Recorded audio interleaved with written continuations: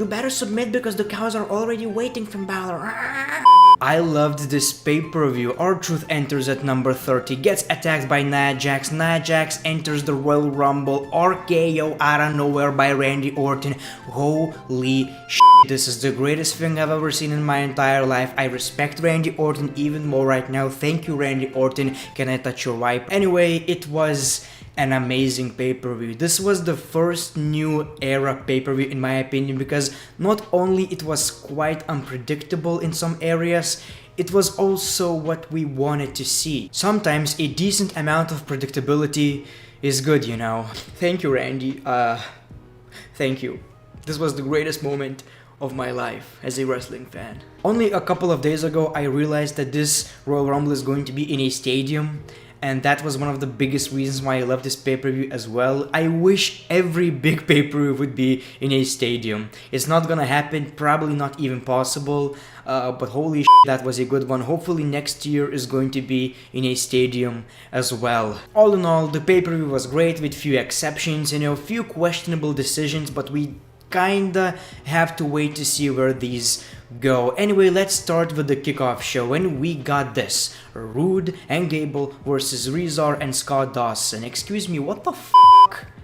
Why is Scott Dawson and Rezar in a tag team? I didn't even know that this match exists. I didn't even know that this match is going to happen. I didn't even watch this match. All I know is that Rude and Gable won it.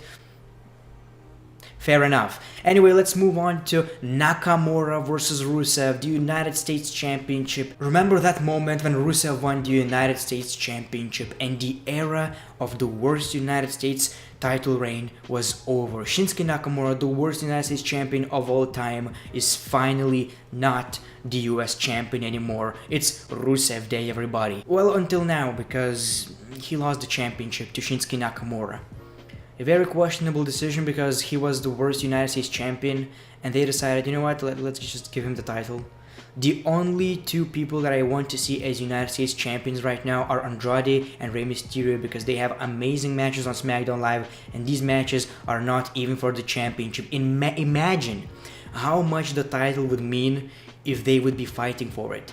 They have the best matches in the WWE right now. If you have a championship in these matches, that championship means way more than it does right now, which is nothing. United States Championship is a piece of nothing. Surprisingly, it was a better match than expected, but Rusev got distracted when he accidentally hit Lana. He checked on her and he got kicked in the head from behind with a Kinshasa. Amazing ending to a match, but unfortunately Shinsuke Nakamura won it. Hopefully it's going to be different this time, you know. Let's hope that WWE are actually going to put Nakamura in actual rivalries and in actual pay-per-views or even SmackDown Live. Yeah, let's start with SmackDown Live. I want to see the United States Championship on SmackDown Live. And then we got Buddy Murphy retaining his championship against Kalisto, Akira Tozawa, and Hideo Itami. I don't watch 205 Live, I had no real prediction, but I knew that Buddy Murphy is going to retain for some reason. I predicted it right. Many people said Hideo Itami is going to win. That would be nice because this man was screwed a lot. I think he was supposed to be like one of these future WWE champions. No, he's in 205 Live. Welcome to the WWE. Great match. There was this one cool spot that I really enjoyed. Never seen that before. So yeah, a great way to open a kickoff, end the kickoff, whatever the case may be. Let's start with the actual pay-per-view, and we got Asuka versus Becky Lynch. A pretty decent match, and I gotta say most matches were really good. Maybe even every match was good on this pay-per-view, so that's a big plus. So Asuka retained her women's championship against Becky Lynch, but the biggest thing that I didn't like about it is that Becky Lynch tapped out. Thank you. It doesn't really suit her gimmick in my opinion. If she tapped out to Asuka and then she challenges Ronda Rousey for the women's championship, it kind of looks, I don't know, I'm not really sure about that. Couldn't you just use a roll-up, a schoolboy or whatever? That's just my take on it. A great match nonetheless. And after this match, we already had a question. Will Becky Lynch be in a Royal Rumble match? But we all knew that Charlotte is going to win it because Charlotte is the safe bet in every situation. We'll go back to the Royal Rumble in a second. We got Shane McMahon and The Miz versus The Bar. Really enjoyable, wasn't really that special until the ending. Oh my god. Like Shane McMahon or not, you gotta respect that. Really enjoyed the ending to this match. And they won the WWE SmackDown Live Tag Team Championships. I loved it. I know tag team division may suffer a little bit, but at the end of the day, it's something new, it's something fresh. And after the match, we got Dad Mizanin celebrating with Shane McMahon and The Miz, the greatest WWE moment of all time. I love Miz's father, the most entertaining man in history. In my opinion, this match should have opened the pay-per-view to get the crowd hyped, but it was still a great placement for the match. Ronda Rousey versus Sasha Banks. Yeah, this was actually really good in my opinion. This was better than Becky Lynch versus Asuka. It may be an unpopular opinion, but I really enjoyed this because every Ronda Rousey match feels, I don't know if it's special, but it feels way more aggressive. It feels way more real, and not because of these fake punches, not because of that, because of all the submissions, the way they sold their injuries. I love this match. I really thought it was great, and many people will say, well, it's because of Sasha Banks. It takes two people to dance. Most Ronda Rousey's matches on pay-per-views are actually really good, and the hate is unnecessary. Ronda Rousey scored her first pinfall victory when she used a Piper Spit on Sasha Banks. After the match, Ronda Rousey showed respect to Sasha Banks. Sasha Banks left the ring and then she came back and showed this. So they basically teased that match that people wanna see. 4 horsewomen versus whatever it's called. Ronda's friends, UFC fighters. I really don't know, people. Then we got the Women's Royal Rumble match. It may be an unpopular opinion, it shouldn't be, but it was one of the greatest Royal Rumble matches I've ever seen in my entire life. The first Women's Royal Rumble match was, a bunch of legends. Most of them can't really wrestle that much. This was an amazing one, and this is going to be an unpopular opinion again, but this was even better than the Men's Royal Rumble for some reason. The winners were both great, but this was just on a whole different level. We got a bunch of surprises like Xia Li, I don't know how to pronounce that, Candice LeRae, Casey Catanzaro.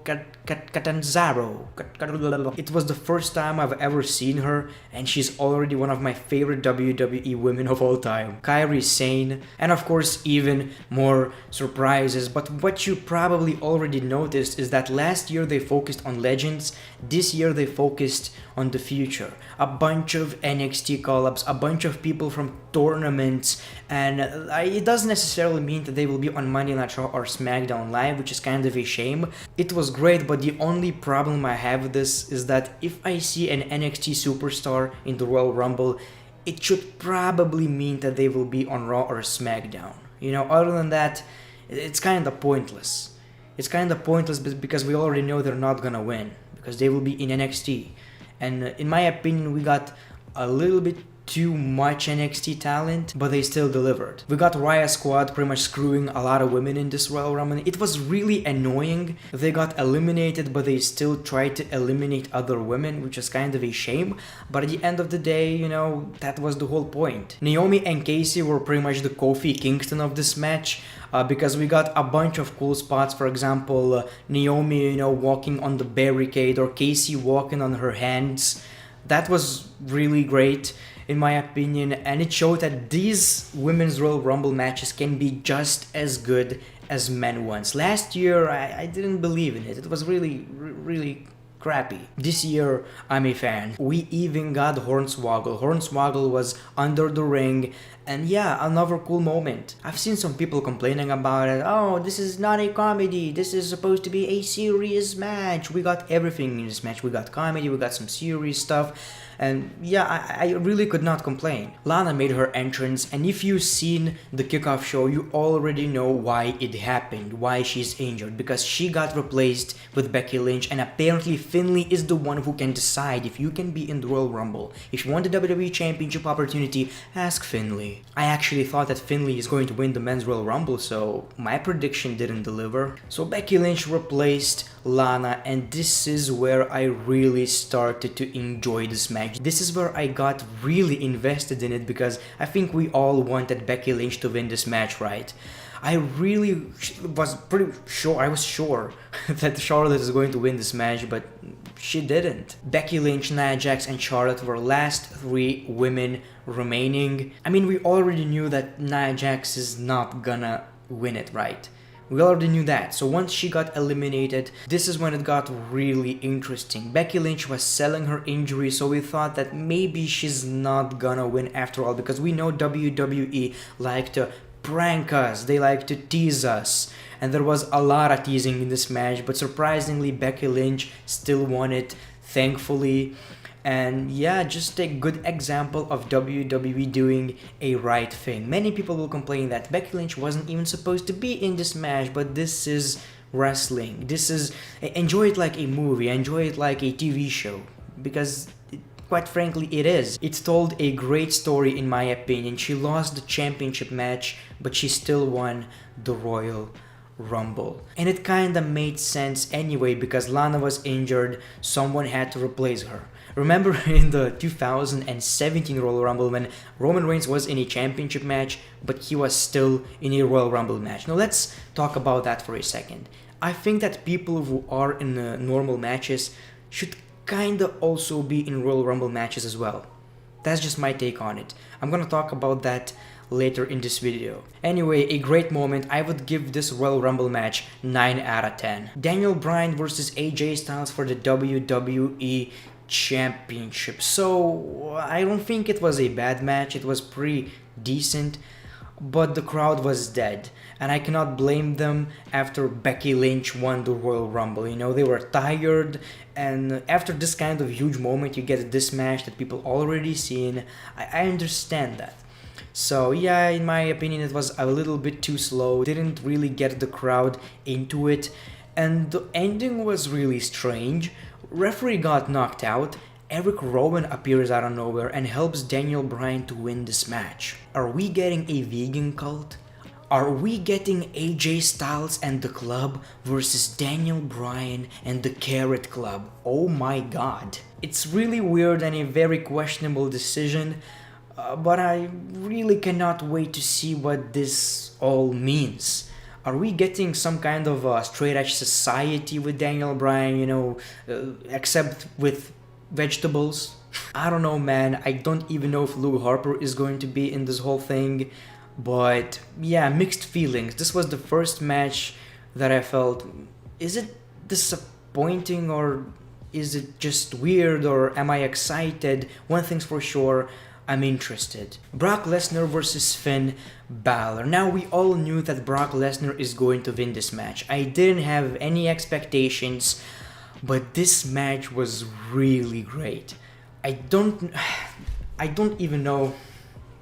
Is it better than the one with AJ Styles? Is it better than the one with Daniel Bryan?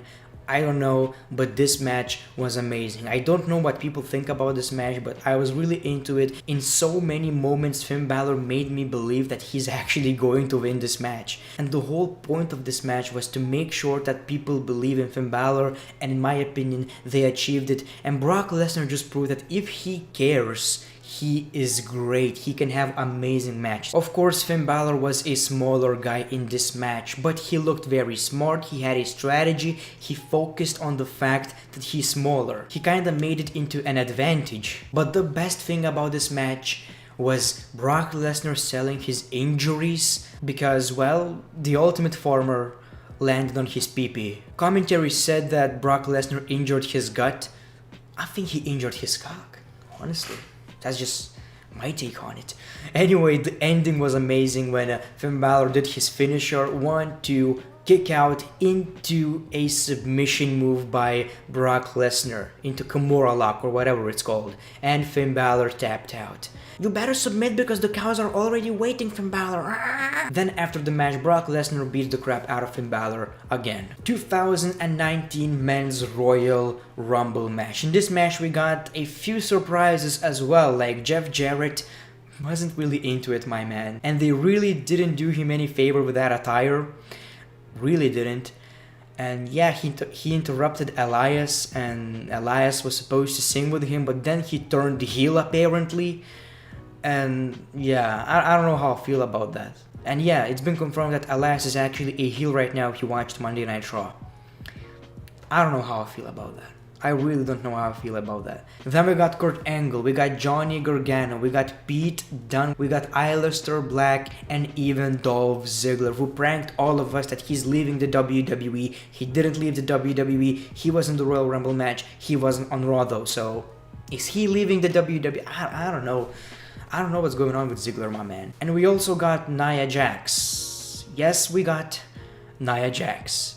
And here's the thing, I don't like intergender wrestling, I don't like men versus women matches. To me it's just, you know, there's a reason why we have divisions. In UFC, we have divisions as well. We have women's championships, we have WWE World whatever championships, men's championships. And it should stay that way. Women's division is great right now, you don't really need to change anything in my opinion. Just have more great matches.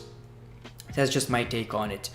But in these rare scenarios, I kinda think it's alright. It wasn't like Randy Orton punt kicking Alexa Bliss in the face. It was Nia Jax, and she's not a woman. She's Nia Jax. She's big, my man. She's very big. So that was the highlight of this match. When R-Truth made his entrance and he got attacked by Nia Jax, I was really pissed. I was hoping for, I don't know, The Rock maybe. I don't know, you know, high expectations, I know.